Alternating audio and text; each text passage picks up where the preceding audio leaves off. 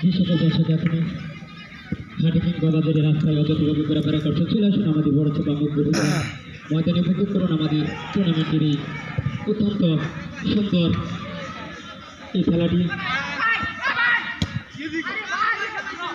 সঙ্গে সঙ্গে কালাচের ফুটবল বিসর্জন করে বলটি ছুঁয়ে পাস করে কিন্তু ফুল পাস,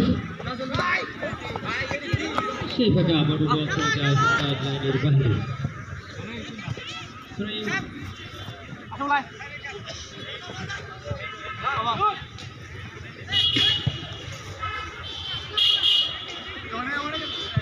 পূর্বপাতে সুন্দরভাবে মাঠে টিম নিয়েছিলেন, কিন্তু সেই ফাঁকে বল চলে যায় সরাসরি মাঠের বাহিরে। 2 নম্বর জার্সি পরে খেলা পুলিশের ফুটবল একাদশের ওনাকে বাধা দেওয়ার জন্য উঠে পড়ে লেগেছেন সালাকের ফুটবল একাদশের খেলা, কিন্তু সেই ফাঁকে আবার বল চলে যায় মাঠের বাইরে। সুন্দর এই আয়োজনের মধ্যে, সুন্দর এই আবহাওয়ার মধ্যে আমাদের আজকের এই খেলা দর্শক অত্যন্ত মনোযোগী।